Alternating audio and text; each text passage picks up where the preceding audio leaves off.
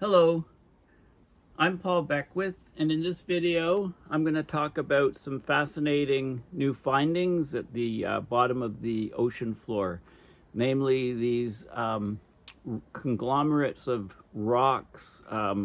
We used to always call them manganese nodules, but now they're also called polymetallic nodules. So we have these little rocks basically sitting on the ocean floor, and a study has just been published that argues that they're producing oxygen. Now, this changes everything that we know about the deep history and the formation of the Earth and life on Earth, because up to now we've thought that oxygen is only produced by plants. There's no other mechanisms that produce it.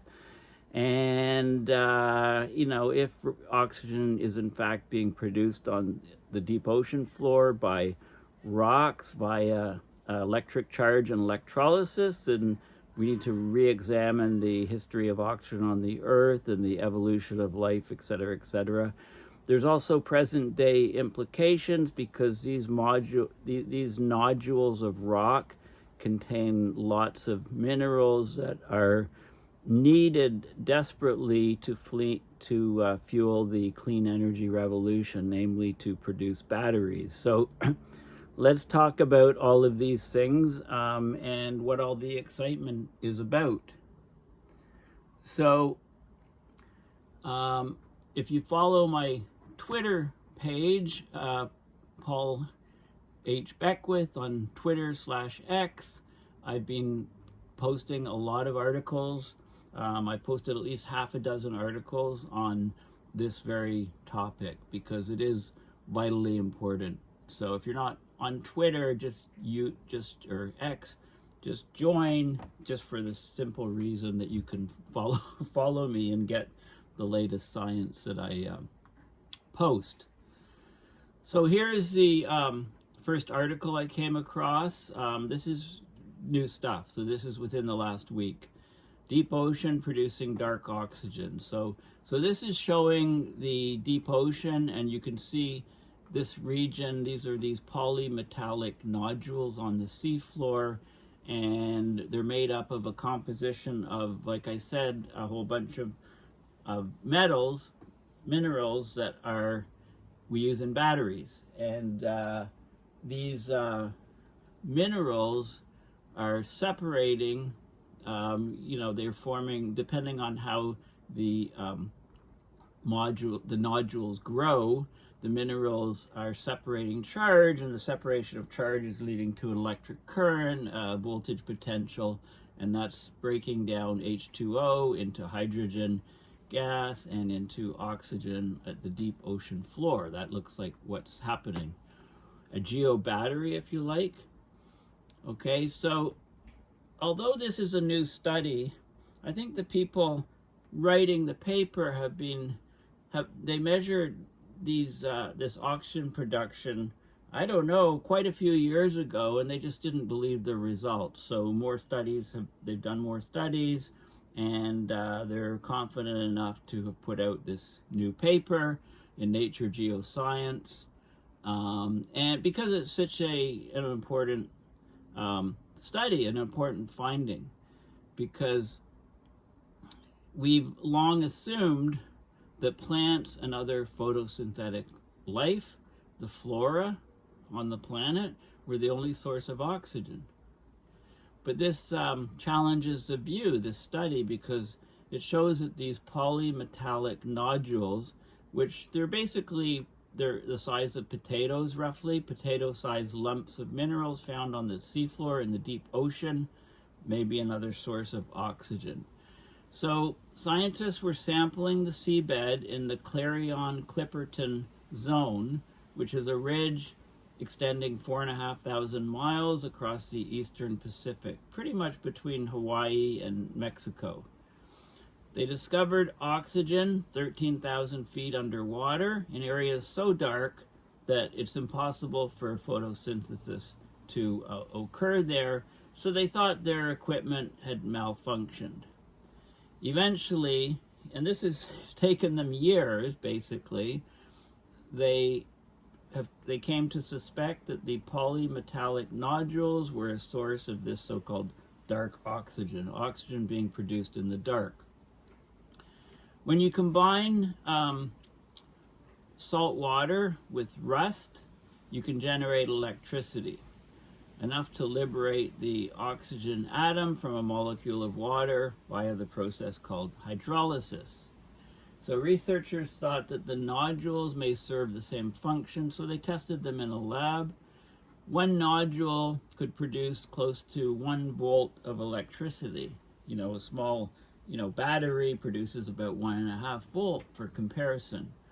When the nodules are clustered together, they can generate enough electricity combined, if they're kind of in series or even in parallel, depending on how they're aligned, to generate enough electricity to split seawater. And we're measuring the oxygen there, and there seems to be no other way that the oxygen could appear there on the bottom of the seafloor.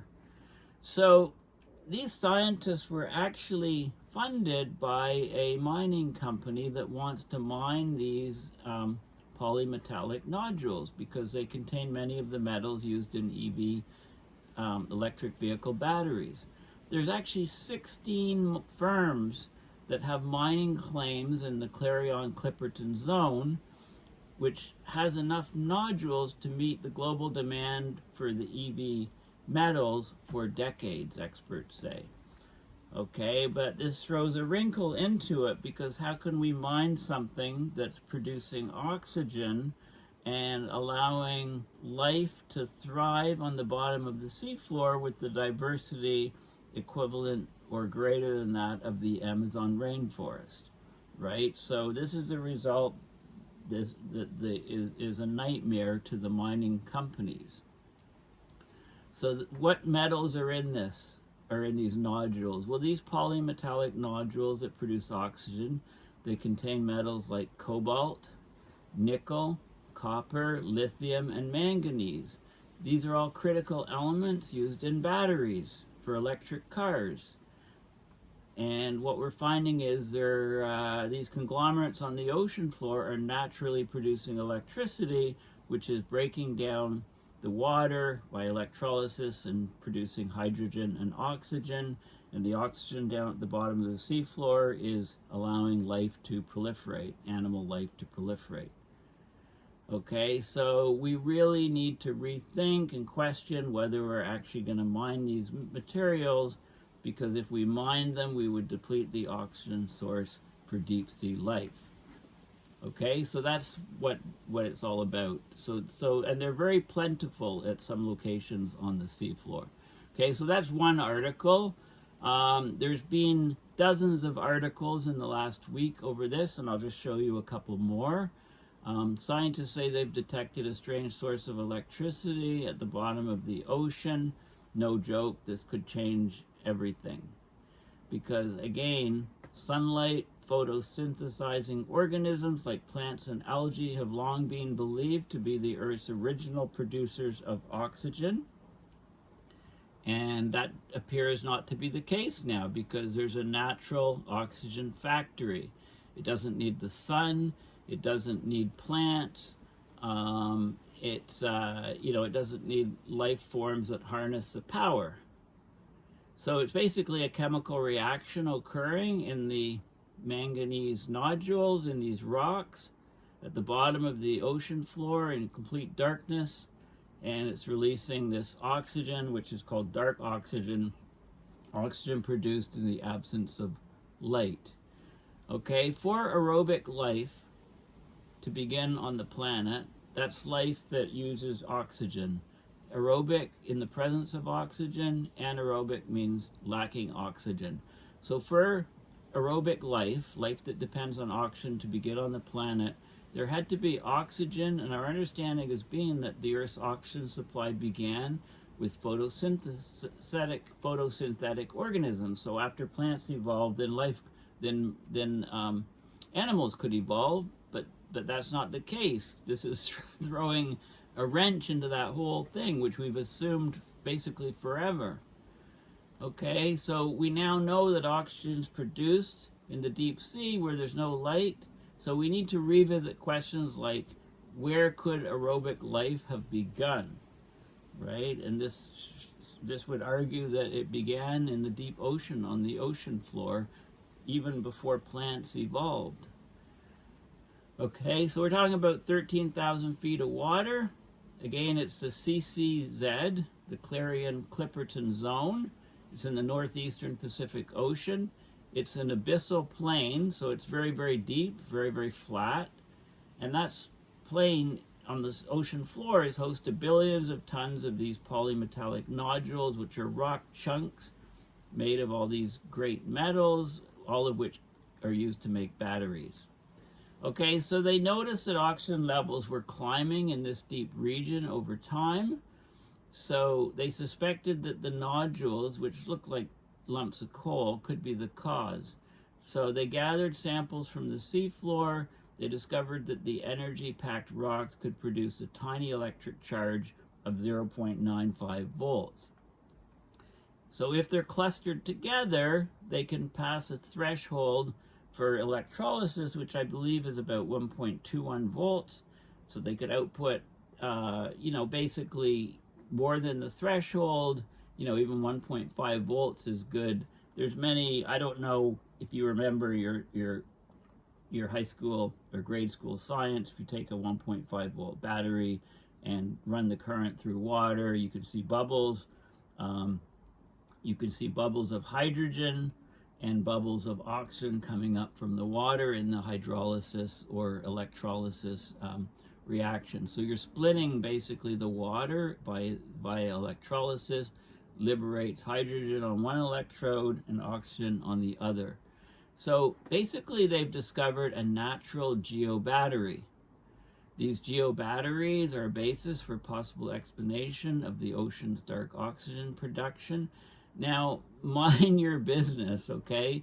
So they've tapped this Clarion-Clipperton Zone, mining companies. They've identified it, over a dozen firms, including the mining company which partially funded the study.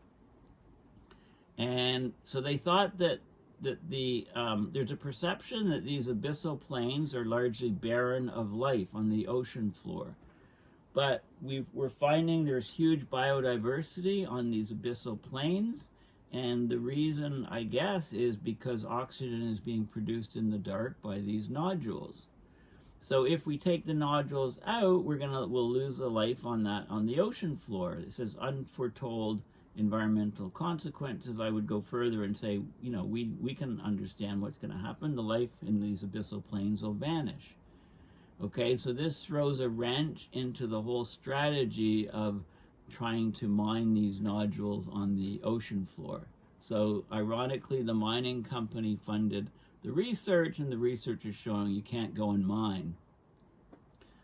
The mining company funding them isn't happy. Oxygen is being produced on the ocean floor. So here's a view of one of these polymetallic or manganese nodules. Now, I've taught oceanography. I've done a lot of oceanography analysis and study, and we always called these things manganese nodules. Now many people call them polymetallic because there's actually lots of metals in them. This is a nodule that's displayed at a booth of Deep Green Resources, which is a seafloor mining startup. It was during the Prospectors and Developers Association of Canada annual convention in Toronto back in 2019. Now we know these things are producing current, electric current, a voltage separation, depending on how the metals accrete onto these nodules, and it takes about 1 million years to grow these nodules, by the way. So they're producing electric current, which is breaking down water through hydrolysis, electrolysis, and how can we possibly take these things off the ocean floor? Will disrupt the entire chain of life on the ocean floor. Okay, so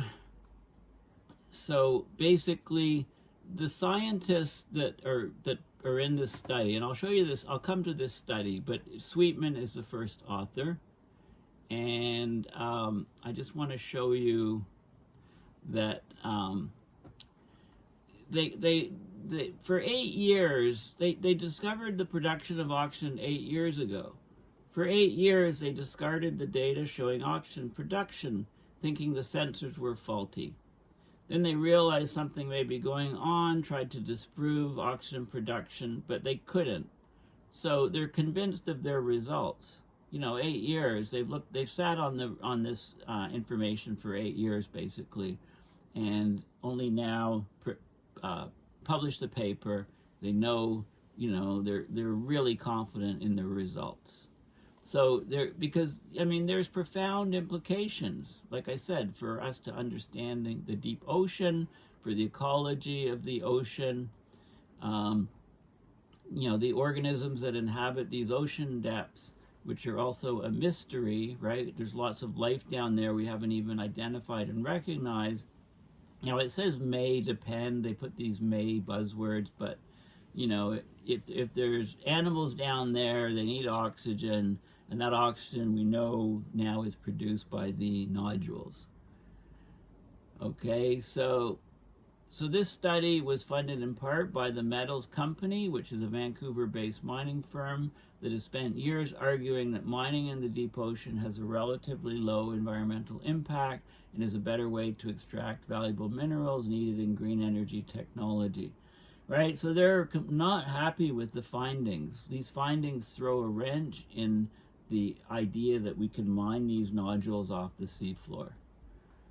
Okay, so 4 kilometers down, create oxygen out of seawater, and these nodules are believed to have formed over millions of years.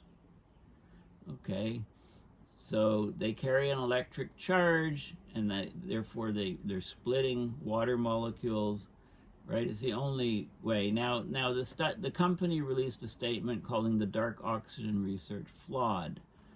Okay, and they're planning a scientific rebuttal from other people, but I would put my money on the scientists in this study. So there's a nodule right here, and they're trying to backtrack. The CEO of the metals company said, "We've never said that picking up these rocks and turning them into battery metals will have zero impact." They're saying the impact will be a fraction of the land-based alternative. They're saying ocean mining of the nodules is the lowest impact way to get the metals. Okay, we need to have a massive injection of these metals to build the batteries, to build the renewable energy sources, whether it's windmills or solar panels, to provide the infrastructure to the developing world, and so on and so on. Okay, so that's what they're saying. The authors stand fully by the paper, welcome future peer-reviewed studies, and so on. So, if we can have these millions and millions of years old manganese and polymetallic nodules carrying out electrochemistry on their own as they're grown, what can we learn from that to improve the catalysts that we've got here in our own laboratories and in our industries? Okay, so this is a rock in water, and you just put a couple wires to it and you get a voltage, you get current flow into the wires. And if you exceed the threshold for hydrolysis, which is I think 1.21 volts, you can generate hydrogen at one electrode and oxygen at the other electrode. So, it's an amazing finding. Now there's an international seabed authority. They're giving licenses to companies that are planning to mine. Canadian government supported a moratorium on commercial seabed mining in the absence of the fuller understanding of the environmental impacts. Well, now they're finding out that there's lots of impacts. Environmental groups have warned against mining. Canada's among 27 countries that have called for some pause of it. So we don't want to just go and gung-ho do deep sea mining, especially when we would deplete oxygen sources at the bottom. So let's just have a quick look at there's a link here. TMC, this is the mining company, the metals company statement. So they're saying that it's a flawed paper. So TMC statement, the metals company, on claims of dark oxygen production.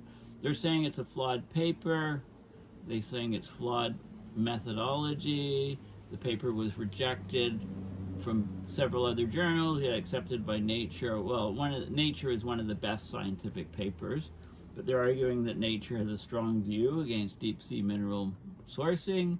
They're saying there's contradictory studies and so on. I mean, they're basically, messing up their diapers, because their whole business case looks like it's going to collapse, basically. Flawed paper. They've looked at the data. They got the initial data 8 years ago, and they've taken 8 years to publish it because they want to make sure that it's correct. So I think the mining company is incorrect in what they're saying. I would go with the authors of the paper. Okay, so let's talk a little bit more about things that are important for this discovery. This is hydrolysis of water. You can just Google and go to Google Images and look at hydrolysis of water. So you have a voltage here. You have 2 electrodes, a positive and negative, from a battery. On the negative, you get hydrogen bubbling up and you get oxygen bubbling up. You're breaking down the H2O via electrolysis or hydrolysis. Okay, I'm lost my page here. Here we go, over here. Okay, so there's a threshold, and I think it's about 1.21 volts or something. I don't see where it says here what the threshold is. But let's go Wikipedia. Electrolysis of water. The electrolysis of water uses electricity to split water into oxygen and hydrogen gas by electrolysis. Hydrogen gas released in this way can be used as hydrogen fuel, but must be kept apart from the oxygen because the mixture would be extremely explosive, right? Mixing hydrogen and oxygen. So you separately pressurize the gas into tanks or gas bottles. Hydrogen can be used for oxyhydrogen welding and other applications, as the hydrogen-oxygen flame can reach 2,800 degrees Celsius. Here you go. Water electrolysis requires a minimum potential difference of 1.23 volts. Okay, I was thinking it was 1.21 volts. I stand corrected. 1.23 volts is the threshold.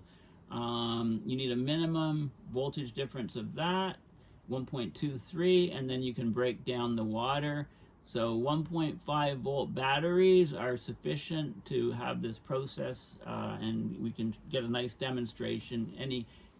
Just get a glass of water right now, get a 1.5 volt battery, run a couple of wires to it, stick it in the water, and you should have the electrodes close to each other, and you should see hydrogen gas bubbling up and oxygen gas bubbling up from the other electrode. There you go. Okay, electrolysis is rare in industrial applications because we can produce hydrogen less expensively from fossil fuels. So we can take natural gas, for example, and we can break hydrogen off and produce hydrogen that way. Okay, so there was a so-called Leyden jar in 1789. The voltaic pile was invented by Volta, and then a few weeks later they used it to electrolyze water. Didn't waste any time, did they?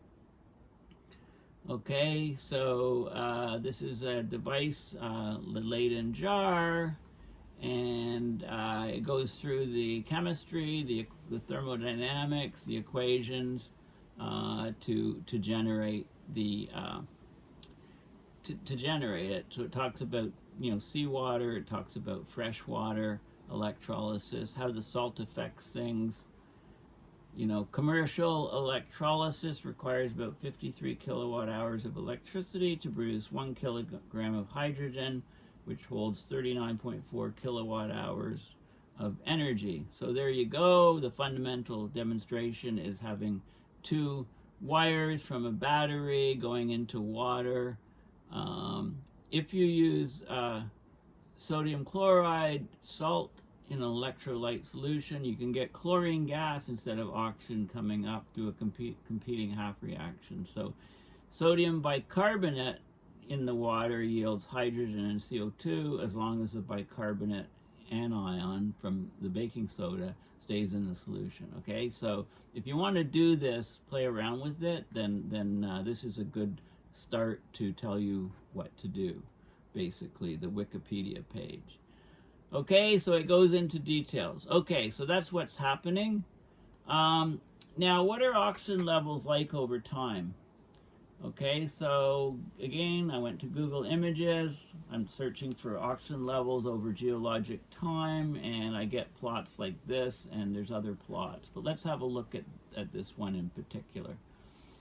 So the causes of fluctuations in atmospheric oxygen in the past 300 million years. We were down really low oxygen levels. Then plants basically evolved, oxygen levels went up. This is, that was our understanding, but it looks like the oxygen is being produced in the deep ocean, but it might not be getting up into the atmosphere from the deep ocean. But so we likely evolved animals in the deep ocean before perhaps way even back here. I mean, it takes millions of years for these nodules to form. But anyway, oxygen levels were very low, then they jumped up here, plateaued a bit. And during the Carboniferous period, when the Earth was covered with massive plants, we hit 35% oxygen levels. Any spark and this would cause combustion, so that limited probably the upper limit. When it got too high, there were too many fires. So it dropped back down to about 15%, and then it climbed from then to about 30%, and then it dropped off to where we are today is about 21%. Okay, so there's a lot of things that we can't explain here. This is just what we think from the measurements of what oxygen has done over time. Okay, so there's other plots that you can look at. Like here's a different looking graph from Oxygen and Evolution, 2007 article, peer-reviewed paper, percentage of oxygen.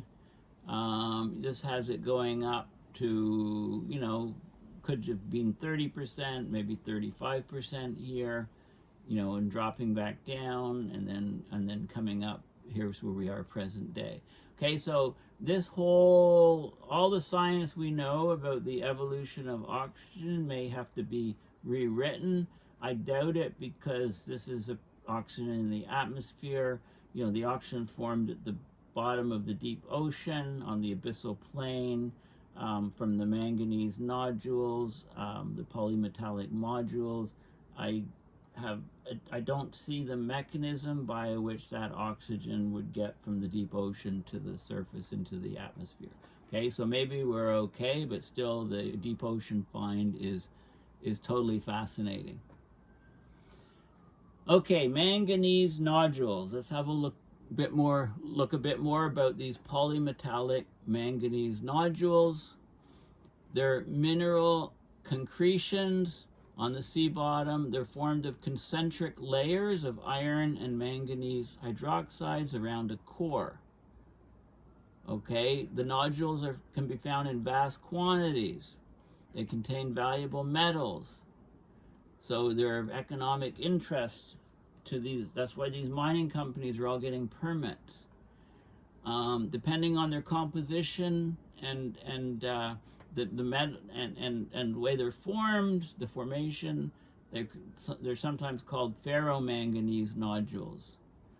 Okay, and how they're formed. There's various non-biological and perhaps biological processes. Okay, and they talk about soil formation. They talk about the different metals, rare metals that are in them. These are the nodules on the seafloor. This is an individual one, and there's here's another image of them. So these nodules vary in size from tiny particles that are visible only under a microscope to large pellets that are more than 20 centimeters or 8 inches across. Okay, so this would be big potato size. Most nodules are between 3 and 10 centimeter, which is 1 and 4 inches in diameter, about the size of hen's eggs or potatoes. The surface textures vary from smooth to rough. They frequently have this sort of knobby type texture. They vary from spherical in shape, but they're mostly oblate, so they're squished spheres, if you like.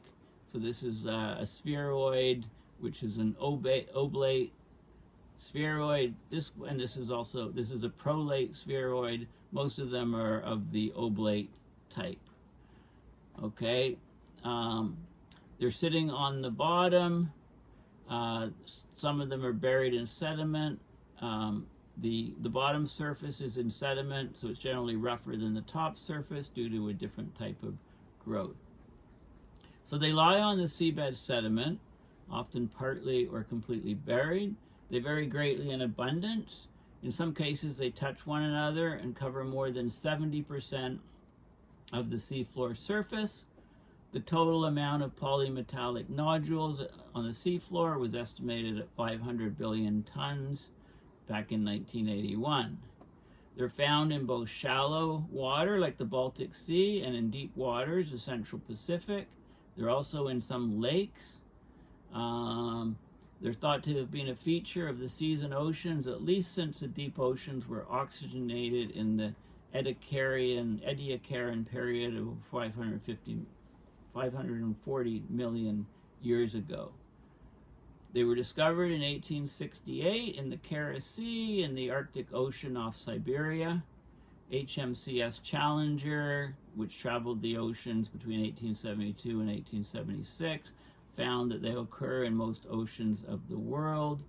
Okay, and these are some of the regions where they've been found. The largest of these deposits in terms of nodule abundance and metal concentration occurs in the Clarion-Clipperton zone, okay, which is in the Pacific Ocean between Hawaii and Mexico. They're in these vast abyssal plains, which are, the abyssal plain is here, relatively flat area on the ocean floor between 4,000 and 6,000 meters deep, or 13,000 to 20,000 feet deep. The International Seabed Authority, they estimate that the total amount of nodules in the Clarion-Clipperton zone exceeds 21 billion tons, and that would have 5.95 billion tons of manganese, 0.27 billion tons of nickel, 0.23 billion tons of copper, and 0.05 billion tons of cobalt. They're all in international waters, okay?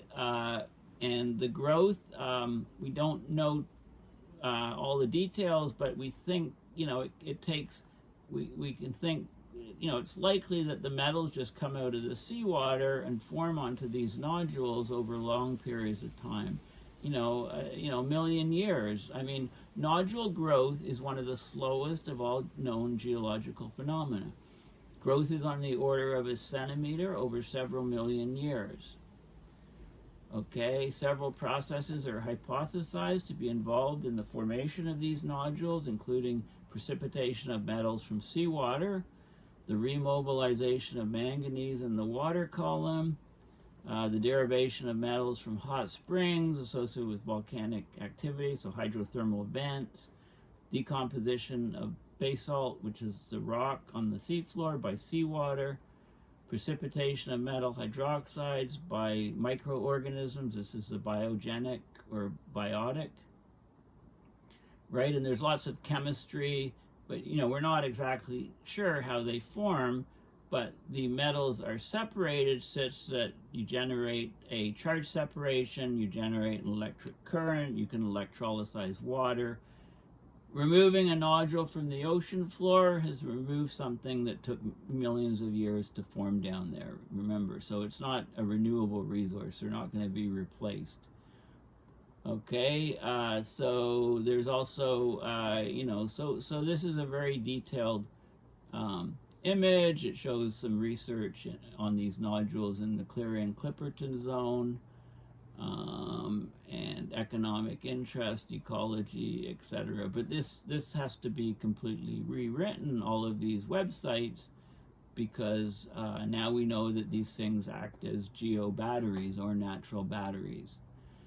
Okay, so this is ocean exploration, deep sea mining interests in the Clarion-Clipperton zone, some details on it. The nodules of greatest mining interest are potato-sized, sit on the sediment surface across the abyssal plains of the CCZ, which spans about 5,000 kilometers or 3,100 miles across the central Pacific Ocean, 4,000 to 5,500 meters. Here's a sponge that is attached to the nodule here, with long stringers being drawn in the ocean current. And they talk about some projects, Midas and Abyssline. I'll talk briefly about those. Okay, so this is a zone here, and the Clarion-Clipperton fracture zone here, and there's different areas of it that are protected, and there are areas that are not protected. Okay, so let's have a look at this is the Midas project, managing impacts of deep sea resource exploitation. So it was a multidisciplinary research program to investigate the environmental impacts of extracting mineral and energy resources from the deep sea environment. Okay, it was funded by the European Commission's Framework 7 initiative. It started November 2013 and it went to 2016 basically, looking at data on the effects of mining in that region. Okay, a follow-up program was called Abyssline, or Abyssal Baseline Project. Okay, again in the CCZ, looking at the information on these polymetallic nodules on the abyssal seafloor. They looked at 15 exploration areas. It was governed by the International Seabed Authority. We don't know enough about it. Here's a global map, and here's where it is right here. This is the breakdown of the different regions with details. So they have studied this region. This is the International Seabed Authority, which has written reports on this and has some governance over the ocean floor. And this is the paper. Okay, so this is a pretty technical paper. It's open source. I highly recommend you have a look at it due to the importance of this new discovery. So this is a paper that the mining companies don't like, and they partially funded it, so it puts them in a very difficult spot. It was just published online July 22nd, 2024, and thus the flurry of articles since then. In spite of what's going on, you know, this discovery has been kind of overshadowed by what's happening in U.S. politics in the last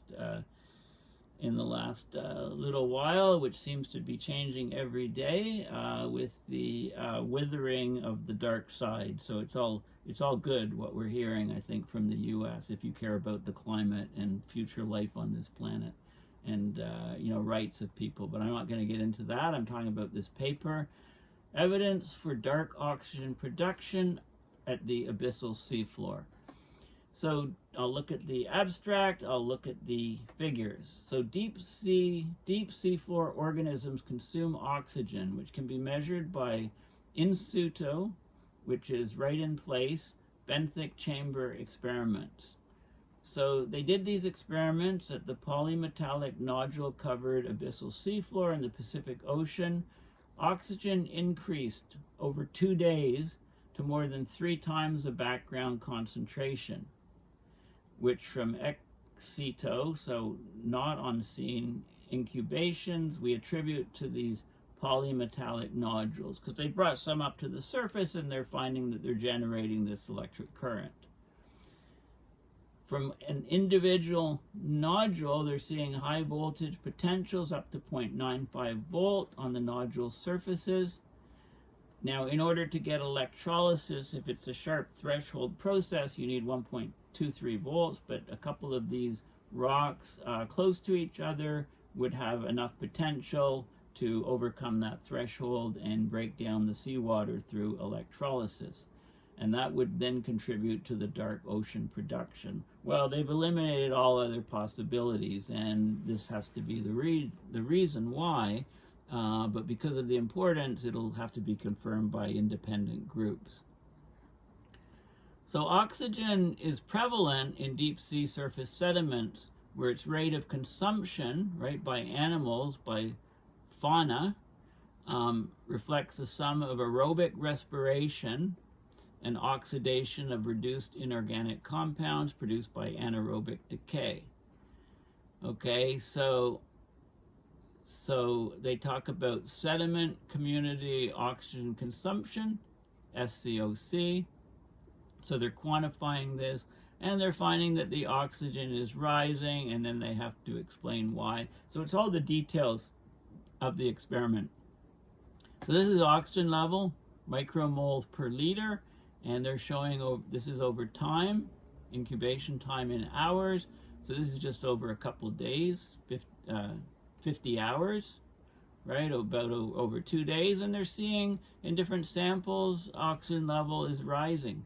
And they've sampled many, many different regions, and it's rising faster in some regions and in other regions. So each nodule is probably, doing some electrolysis and producing the oxygen. Here's some more data and more data.